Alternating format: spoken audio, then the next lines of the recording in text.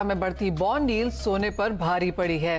Record high से सोना करीब 20% तक टूट गया है। चांदी भी रिकॉर्ड लेवल से करीब 13,000 रुपए सस्ती हो गई है। तो क्या सोना खरीदने का ये गोल्डन चांस है या भाव इससे भी नीचे जाएंगे? अगर आप भी कुछ दिनों में सोना खरीदने का मन बना रहे हैं तो आपको क्या करना चाहिए? क्या और गिरावट की उम्मीद है या इस लेवल्स पे सोना खरीदने का सही मौका है? हम आपके लिए लेकर आए हैं खास शो सोना चांदी खरीदें या रुकें।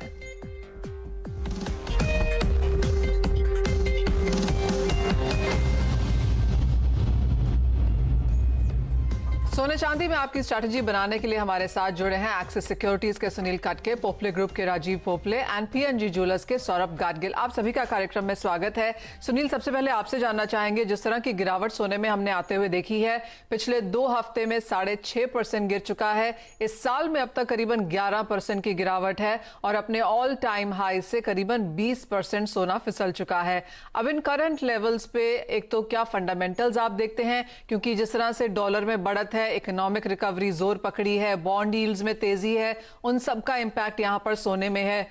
खरीदार क्या अब लौटते हुए नजर आ रहे हैं या और प्राइसेस गिरावट की उम्मीद है? Good evening Manisha ji. जिस तरीके से जो वैक्सीनेशन प्रोग्राम रोल आउट हुआ है तो इन्वेस्टर्स में कॉन्फिडेंस बढ़ा है। इनफैक्ट इकोनॉमिक रिकवरी तेजी से हो सकती है, इसी एंटिसिपेशन के चलते डॉलर इंडेक्स मजबूत होते जा रहा है। इनफैक्ट डॉलर इंडेक्स जो तकरीबन 90 के रेंज में ट्रेड कर रहा था 2 हफ्ते पहले, अभी 92 के रेंज में आ गया है और US treasury yields multi year high पे अभी ट्रेड करते हुए नजर आ रहे हैं, जिसमें जो बाउंस बैक है। तो अल्टीमेटली गोल्ड को जैसे सेफ हेवन के तौर पे देखा जाता है, इसको एक्चुअली डायरेक्ट कोरिलेशन जो है बॉन्ड यील्ड्स को करा जाता है। बॉन्ड यील्ड्स जैसे बढ़ रहे हैं, गोल्ड के ऊपर उतना ही दबाव बढ़ रहा है और उसका जो सेफ हेवन अपील है वो थोड़ा डिमिनिश होते जा रहा है, जिसकी वजह से हमने तकरीबन 12,000 रुपए का करेक्शन देखा, जो हमने अगस्त में 56,000 का रेट देखा था। अगर कोई पोजिशनल व्यू लेके चलते हैं 6 महीने या साल भर का, तो मुझे लगता है एटलीस्ट 1 हफ्ता और अगर वेट करें तो 43,200 तक का लेवल एक बार देखने को मिल सकता है, जो कि करंट लेवल से तकरीबन 1,200 रुपए और नीचे है। टेक्निकल फ्रंट पे भी थोड़ा बियरिश ट्रेंड अभी भी एक और हफ्ता जारी रह सकता है, ऐसा लग रहा है, क्योंकि $1,700 के नीचे है कॉमेक्स पे गोल्ड और 1,680 से लेके $1,670 तक का एक रेंज जो है छू सकता है। तो पोजिशनल बायर्स को मुझे लगता है कि 3 फैक्टर को ध्यान में रखना चाहिए। डॉलर इंडेक्स यहाँ से कैसे बिहेव करता है, टेक्निकल फ्रंट पे क्या $1,700 के ऊपर गोल्ड सस्टेन करता है अगले हफ्ते तक, या ट्रेजरी यील्ड्स कैसे परफॉर्म करे आने वाले समय में।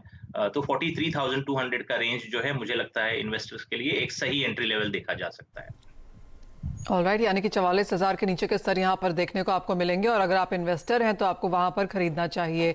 भाव हमने यहाँ पर 56,000 के भी देखे हैं। काफी सारी खरीदारी जो शादियों की और जो पेंटअप ज्वेलरी की मांग थी वो 50,000 के आसपास होती हुई नजर आई है और उन स्तरों से भी अब 6,000 रुपए यहाँ पर सस्ता सोना फिलहाल बिक रहा है। राजीव, आप कैसे देखते हैं? क्लियरली अंतर्राष्ट्रीय बाजारों में तो यहाँ पर काफी सारे क्यूज हैं, लेकिन अगर भारतीय बाजारों की बात करें तो रुपए में अप्रिसिएशन और इंपोर्ट ड्यूटी में कटौती, ये 2 एडिशनल ऐसे फैक्टर्स थे जिनकी वजह से भारतीय बाजारों में सोना और भी सस्ता यहाँ पर हुआ। खरीदारों में अब यहाँ किस तरह का सेंटिमेंट है? क्योंकि मुझे याद है जब हम पिछली बात कर रहे थे तो यही था कि 50,000 के आसपास अब यहाँ पर लोगों को सोना डाइजेस्ट होने लगा है, लेकिन उससे भी अब सस्ता हुआ है। अब लोग क्या ज्यादा खरीद रहे हैं या उनको लगता है कि और भी यहाँ पर सस्ता होगा?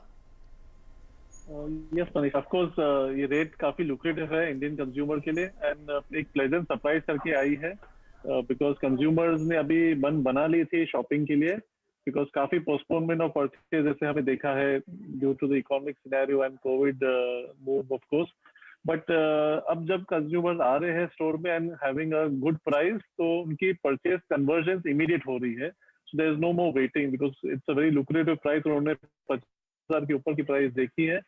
43,000 की प्राइस तो काफी अच्छी है ज्वेलरी के लिए and I am seeing the conversion happening immediately now. Saurabh, आपका इमीडिएट इनिशियल रिएक्शन क्या है? क्योंकि यहाँ पर 50,000 में लोगों ने शायद ज्यादा सोना खरीदा था, उन्हें लग रहा था कि भाव यहाँ पर 60-65 जाएंगे और अब लोगों को लग रहा है कि यहाँ 45 है तो 42 भी शायद देखने को मिलेगा। क्या लोग रुके हैं, क्या और खरीद रहे हैं? Good afternoon Manisha. पिछले 4-5 हफ्तों में जो भाव में गिरावट दिख रही है, लोगों ने उसका अच्छा फायदा लिया है।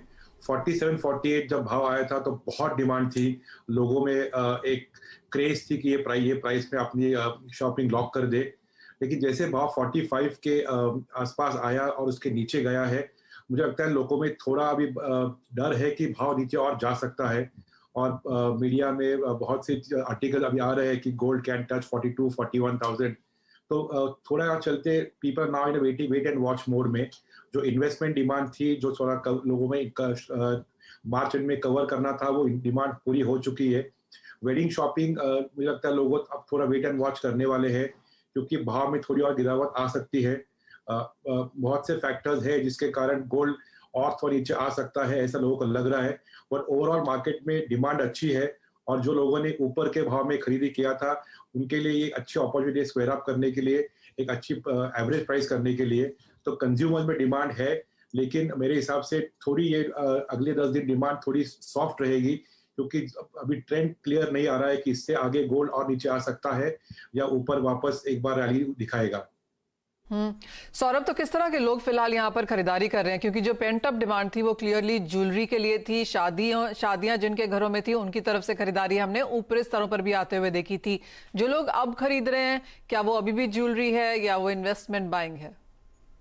दोनों टाइप की डिमांड है। इन्वेस्टमेंट डिमांड है जो लोगों में स्टॉक मार्केट जो अभी थोड़ा जिसमें थोड़ा अभी कमजोरी दिख रही है, ग्लोबली एक सिनेरियो दिख रहा है कि अभी स्टॉक्स वो प्राइस थोड़ा उसमें करेक्शन आएगा।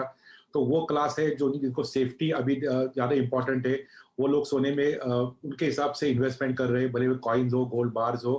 शादी की डिमांड अभी तक अच्छी काफ़ी डिमांड है। आगे अप्रैल मई में मुहूर्त है, गुड़ी पाड़वा, अक्षय तृतीया, तो वो चलते लोगों में उसके लिए उसके हिसाब से अभी ज्वेलरी बाय करना, ऑर्डर देना, गोल्ड प्राइस बुक करना, ये भी दिख रहा है। तो दोनों टाइप की डिमांड है। लेकिन जो इन्वेस्टमेंट डिमांड 1-2 हफ्ते पहले थी कि जो लोग बहुत आके प्राइस पे ये लॉक कर रहे थे, वो थोड़ी डिमांड अभी कम हो गई है। तो अभी डिमांड ज़्यादातर ज्वेलरी की है। आगे चल के 2 महीने में जो मुहूर्त है उसकी डिमांड है। और रिटेल लेवल पे जो कंज्यूमर्स के पास थोड़ा सरप्लस है, वो अभी सेफ्टी और एक अच्छी प्राइस के देख के गोल्ड में इन्वेस्ट कर रहे हैं। राजीव, आप कैसे देखते हैं इस वक्त जो मांग यहाँ पर बाजारों में आ रही है, लाइट वेट ज्वेलरी की है या अभी भी काफी सारा पैसा लोग यहाँ पर सोने में डालना चाहते हैं? क्योंकि क्लियरली जो एक चीज हम यहाँ पर हमेशा बात करते हैं वो ये कि सोना आपको डिविडेंड नहीं देता, और लोग काफी आकर्षित हैं दूसरे एसेट क्लासेस में जहां पर हमने अच्छे खासे रिटर्न्स आते हुए देखे हैं। तो क्या फिर से सोना इन लास्ट फ्यू डेज, क्या हमने गिरावट फिर से आते हुए देखी है बाइंग नंबर्स में? क्योंकि ग्लोबल मार्केट्स में फिजिकल बाइंग की बात करें या ईटीएफ बाइंग की बात करें, सभी जगह आउटफ्लोज देखने को मिले हैं। Manisha, here we are seeing basically jewellery buying हो रही है, एंड गोल्ड ऑफ कोर्स एक प्रोमिनेंट इंपॉर्टेंट आइटम है। ब्राइडल ज्वेलरी की जो बाइंग थी, पोस्टपोनमेंट ऑफ परचेज थी या वेडिंग पोस्टपोनमेंट थी, वो कन्वर्जन आ रही है। So it's a proper wedding jewellery purchase. Diamond jewellery में भी काफी अच्छी डिमांड रही है, which is where I feel कि मोरल बेटर हो रहा है कंज्यूमर्स का, क्योंकि वैक्सीन आ गई है, markets are opening up. I feel the shopping buying जो मोरल थी शॉपिंग की, वो बेटर हो रही है, which is good as an overall scenario कि कंज्यूमर्स खुश है and the entire atmosphere is getting very positive. तो वो हिसाब से एक ज्वेलरी एक स्प्लर्ज होती है ज्वेलरी में, जो लग्जरी परचेज के लिए वो इम्पोर्टेंट है हमारे लिए, एंड वो काफी हद तक दिख रही है। गोल्ड बॉन्ड्स के जैसे आपने बताया, गोल्ड बॉन्ड्स के लास्ट फिक्सिंग हुई है 46,000 अपवर्ड्स में। सो अभी तो ये काफी बेटर प्राइस है, इवन इफ कंज्यूमर्स को फिजिकल लेना है, विच इज 44,000 ऑड। सो ये पॉइंट ऑफ व्यू से रिटेल कंज्यूमर को काफी अच्छी प्राइस, लुक्रेटिव प्राइसिंग मिल रही है, and I feel it's good on going head. तो थोड़ी बहुत करेक्शन अगर होगी और and I feel the band will again then start upwards, and वो हिसाब से consumers close in sales अभी हो रही है। यानी कि खरीदारी बाजार में है और सभी स्तरों का फायदा यहाँ पर बेसिक ज्वेलरी कंज्यूमर जरूर उठाते हुए नजर आए हैं। लेकिन सुनील, ये सवाल आपसे है, और आज मैं मार्केट में काफी लोगों से बात कर रही थी फोन करके और उनसे पूछने की कोशिश कर रही थी, डीलर से, इन्वेस्टर से, कि आप क्या सोना खरीद रहे हैं? तो उन्होंने बोला नहीं, बहुत ज्यादा नहीं, even as these are mouth watering prices, लेकिन हम ऊपर में लेके बैठे हैं और अब इतनी ताकत नहीं है कि इन लेवल्स का उतना ही फिर से फायदा उठा सकें। तो क्लियरली लोगों ने 48 और 5200 के बीच में बहुत ज्यादा खरीदारी करी है और इन स्तरों पे शायद उस तरह का पैसा नहीं लगा पा रहे हैं। क्या राय देंगे? Should people hang in? क्या उन्हें और खरीदारी इन स्तरों पर करनी चाहिए? और किस तरह के रिटर्न्स अब आगे जाके यहां पर देखने को मिल पाएंगे? जी मनीषा जी, जैसे आपने बताया, ज्यादातर लोगों ने 48,000 या 49,000 के लेवल में एंट्री कर लिया था, क्योंकि 56,000 से जब सब 50,000 लेवल आया था, सबको कॉन्फिडेंस था कि स्टिमुलस पैकेजेस का सपोर्ट मिलेगा, डॉलर इंडेक्स और वीक होगा, और इवन सेंट्रल बैंक्स ने भी कहा था कि वो जल्दबाजी नहीं करेंगे इंटरेस्ट रेट बढ़ाने में। तो ओवरऑल फंडामेंटल्स जो सपोर्टिव थे, और इवन इक्विटीज भी पीक पे थी, तो कहीं ना कहीं लोगों को ये डर था कि कहीं ना कहीं कंसोलिडेशन इक्विटी मार्केट्स में देखने को मिलेगा, तो उसका सपोर्ट जो है गोल्ड में देखने को मिल सकता है। बट सरप्राइजिंगली जो यूएस के बॉन्ड यील्ड्स में जो हमने इजाफा होना देखा, वो एक फैक्टर ड्राइवर रहा मेन, जो कि प्राइसेस को और 3 से 4 हजार पॉइंट डाउन लेके आया। बट आज की तारीख में लोग तकरीबन जो 48,000 के रेंज में लिए थे, अभी 44,400 के रेंज में है, तो यहाँ पे एवरेजिंग फिलहाल नहीं कर रहे हैं। हमने एक्चुअली जो ट्रेंड है, अभी भी हमने वही सजेस्ट करा है कि एक आध हफ्ता और थोड़ा वीकनेस रह सकता है, क्योंकि डॉलर इंडेक्स अभी भी इंप्रूवमेंट इस पे ही है, ट्रेंड पे ही है। तो 43,200 से लेके 43,500 का अगर लेवल आता है, जो कि डॉलर टर्म में भी हम देखें तो हो सकता है $1,675 का रेंज अगर आता है, तो वहां से थोड़ी बहुत एवरेजिंग जो है हमें देखने को मिल सकती है। तो क्लाइंट्स जो हैं फिलहाल अगले कॉन्ट्रैक्ट में सेल करके चल रहे हैं, जिनकी बाइंग है करंट कॉन्ट्रैक्ट में, जस्ट टू मेक श्योर कि और ₹1,000 का जो करेक्शन आएगा, उनका जो परचेज प्राइस है उसका एवरेज ₹1,000 नीचे लेके आने के लिए। तो करंट स्ट्रैटेजी में ज्यादातर लोग जिन्होंने खरीदारी की है, उन्होंने अगले कॉन्ट्रैक्ट में सेलिंग इनिशिएट करना शुरू किया है, ₹1,000 डाउन का टारगेट लेके। और मेरे ख्याल से 43,200 के लेवल में फिर से वो सेल पोजीशन क्लियर करके बाई साइड में एवरेजिंग में आ सकते हैं। तो that is the trend that we are seeing from the dealing room at the moment. Clearly, so यानी कि नियर टर्म में अगर आपने बाइंग की हुई है तो फर्दर मंथ्स में लोग यहाँ पर बिकवाली कर रहे हैं, ताकि आप एक पेयर स्ट्रैटेजी या फिर एक स्ट्रैटेजिक स्ट्रैटेजी यहाँ पर बना सकें। ऑफ कोर्स यहाँ पर जैसे सुनील ने कहा कि नीचे में 42-43,500 तक भी यहाँ पर सोना शायद गिर सकता है। क्लियरली वो चार्ट्स पर नजर रखनी होगी, लेकिन हमने काफी सारे ब्रोकरेजेस से आज यहाँ पर व्यूज लेने की कोशिश करी कि उन्हें क्या लगता है कि एक नियर टर्म में सोना यहाँ पर कहाँ जा सकता है। वो आपके सामने स्क्रीन पर लेके आने की कोशिश करेंगे अभी कि कहाँ पर आगे जाके यहाँ पर प्राइसेस देखने को मिल सकते हैं। आनंद राठी के मुताबिक यहाँ पर 46 और 47,000 तक भी सोना एक रीबाउंड देता हुआ नजर आ सकता है। स्वास्तिका फिनमार्ट का मानना है कि वो एक रेंज है यहाँ पर सोने में जो आगे जाकर बन सकती है। नीचे में 43,500 के करीब करीब यहाँ पर अच्छा सपोर्ट है। स्वास्तिका को भी लगता है कि 47,000 के यहाँ पर पास सोना फिर से रिबाउंड कर सकता है। कॉम ट्रेंड्स का मानना है कि 43,700 45,000 के बीच में एक नियर टर्म रेंज फिलहाल यहाँ पर सोने में बन सकती है। एक्सिस सिक्योरिटीज ऑफ कोर्स हमारे साथ यहाँ पर सुनील हैं ही, उनसे हमने आज यहाँ पर बात की थी। उनका भी यही मानना था पहले भी कि 43,200 43,500 के आसपास के लेवल्स यहाँ पर रह सकते हैं। उनके आसपास आपको यहाँ पर बाइंग स्ट्रैटेजीज अपनानी चाहिए। इसके अलावा हमने निर्मल बांग से कोट्स लेने की कोशिश करी। उनके हिसाब से 44,000 और 44,600 के बीच में यहां पर एक कंसोलिडेशन बनता हुआ नजर आ सकता है। एंजल ब्रोकिंग की रेंज भी आपके सामने है। काफी हद तक ब्रोकरेजेस का यही मानना है कि 43,000 और 47,000 यानी कि 43,000 47,000 ये एक नियर टर्म रेंज फिलहाल सोने के लिए उभर के आ सकती है आने वाले कुछ समय के लिए। क्लियरली सुनील, 43,000 के आसपास के यहाँ पर सपोर्ट लेवल्स बनते हुए नजर आएंगे।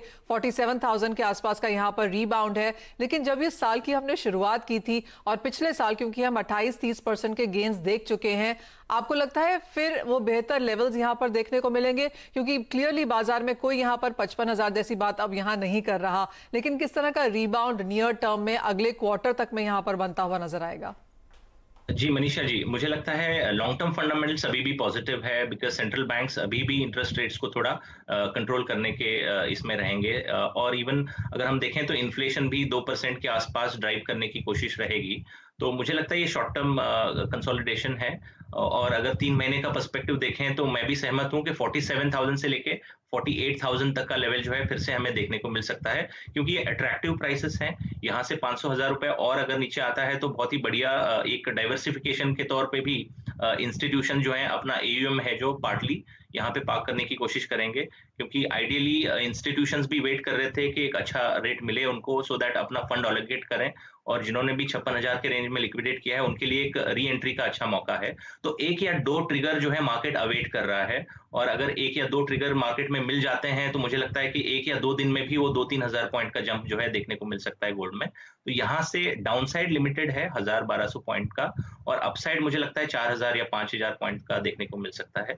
तो 3 मंथ्स के पर्सपेक्टिव से मैं सहमत हूँ, 47-48,000 तक का लेवल फिर से देखने को मिल सकता है। चलिए, यानी कि 1000 रुपए का यहाँ पर रिस्क है, लेकिन ऊपर में 3-4 हजार रुपए का रिवॉर्ड है। तो इस तरह से आपको सोने में फिलहाल यहाँ पर काम करना है। रुकेंगे एक छोटे से ब्रेक के लिए, जब लौटेंगे तो बात करेंगे कि आपको कैसे कहाँ खरीदना चाहिए, और बाकी मेटल्स जैसे कि हमारे ज्वेलर्स ने बताया कि डायमंड्स की खरीदारी यहाँ पर काफी बेहतर है। जानेंगे वो फिजिकल ट्रेंड्स भी कि लोग एक्चुअली यहाँ पर इस वक्त इन प्राइसेस में क्या खरीद रहे हैं। हम यहाँ पर चर्चा कर रहे हैं सोने की, जहां पर अच्छी खासी मुनाफा वसूली देखने को मिली है, लेकिन वही हाल काफी हद तक चांदी का भी है। इस हफ्ते तो हमने प्लैटिनम में भी यहाँ पर कुछ मुनाफा वसूली आते हुए देखी है, लेकिन जानते हैं कि फिजिकल बाजार में लोग एग्जैक्टली क्या खरीद रहे हैं। राजीव, आपने कहा कि ज्वेलरी की बाइंग अभी भी यहाँ पर जारी है। किस तरफ के ट्रेंड्स हैं, क्या लोग खरीद रहे हैं, और क्या आप उन्हें राय यहाँ पर दे रहे हैं? So basically bridal jewelry is what is being demanded. सबसे ज्यादा अभी bridal jewelry की ही डिमांड है, whether it is bangles in gold की necklaces in gold, and इसके साथ साथ चलते ही diamond jewelry में bridal jewelry की डिमांड है, from solitaire rings to the bridal necklaces. ये कैटेगरीज काफी पोस्टपोनमेंट ऑफ परचेस में रही थी, which normally happens नवंबर दिसंबर के वक्त में। अब ये फरवरी मार्च के पीरियड में आ चुकी है। And I feel this is very strong for the jewelry business for us. Saurabh, Monday को यहाँ पर विमेंस डे भी है, क्या उसकी भी खरीदारी बाजार में देखने को मिलती है? और इसके अलावा ये भी जानना चाहेंगे कि किस तरह का मंथ ऑन मंथ या क्वार्टर ऑन क्वार्टर इंक्रीज हम यहाँ पर देख रहे हैं? क्या गिरावट जो भावों में देखने को मिली है, आपको लगता है फरवरी या मार्च का जो अभी तक का महीना निकला है ये काफी पॉजिटिव रह सकता है? March of course women's day के चलते अच्छी डिमांड दिख रही है लाइट वेट ज्वेलरी में, डायमंड ज्वेलरी में, self gifting, gifting to your wife, sister. तो ये अब आजकल एक नया women's day become big occasion, और वो चलते एक अच्छी डिमांड निकलेगी। वुमेन्स डे मंडे को है, उसके पहले वीकेंड है, तो वो चलते एक अच्छी डिमांड रहेगी। चांदी में अच्छी डिमांड निकली है, सिल्वर आर्टिकल्स, पूजा आर्टिकल्स, प्राइस अट्रैक्टिव है, सिल्वर में बहुत अच्छी डिमांड दिख रही है। और पिछले 3 महीने देखें तो दिसंबर, जनवरी, फरवरी, एवरी मंथ और मंथ अच्छी ग्रोथ दिख रही है। In fact February has seen growth around 20% more than January. एक डिमांड स्ट्रांग है, ज्वेलरी इंडस्ट्री इतना वो not expecting this kind of numbers, so एक अच्छा प्लेजेंट सरप्राइज मिला इंडस्ट्री को, और मेरे हिसाब से ये महीना मार्च भी ऐसा ही जाएगा। सो काफी बैकलॉग हम लोग कवर कर सकते हैं मार्च तक। So overall, it's been a good time, and I think it will continue for the coming months ahead. Rajeev, inventory replenish भी कर रही है क्या इंडस्ट्री इन लेवल्स पे, क्योंकि प्राइसेस अच्छे हैं? एग्जैक्टली, सो इन्वेंट्री रिप्लेनिशमेंट तो बहुत इंपॉर्टेंट है हमारे लिए, दो हम स्पेकुलेट नहीं करते हैं गोल्ड प्राइस को, बट ये टाइम है स्टॉक बिल्डिंग के लिए, and which is what is happening as of today. Normal jeweller buys gold, जो दिन की सेल होती है वही वो परचेस करता है, एंड बिकॉज ये माउथ वाटरिंग प्राइसेस जैसे आपने कहा, ये इन्वेस्टमेंट और स्टॉक बिल्डिंग पीरियड होती है हमारे लिए, and which is pretty good for us in fact. Sunil, मेरे पास एक लास्ट 1 मिनट है, आपको क्या लगता है चांदी में यहाँ पर किस तरह के लेवल्स देखने को मिल पाएंगे? जी मनीषा जी, मुझे लगता है शॉर्ट टर्म में थोड़ा प्रेशर रहेगा, क्योंकि गोल्ड के प्राइसेस भी करेक्ट कर रहे हैं एक तरफ, और इवन जो इंडस्ट्रियल मेटल्स है वहां पे भी करेक्शन है, और डॉलर इंडेक्स की मजबूती से थोड़ा प्रेशर है। बहुत ज्यादा नहीं गिरेगा, मुझे लगता है कि यहाँ से और 1500 से 2000 पॉइंट का एक फॉल एंटिसिपेट कर सकते हैं। तो मेरी राय आने वाले 10 दिन के लिए यही रहेगा कि 65,700 जो हाजिर भाव है यहाँ पे सेल करें, 66,500 का एक स्ट्रिक्ट स्टॉप लॉस मेंटेन करते हुए 63,500 का लेवल टारगेट करके चल सकते हैं, और वहां पे पोजीशन रिवर्स करके इनफैक्ट बाई साइड में बैठ जाएं, क्योंकि फिर वहां से एक रैली देखने को मिल सकती है।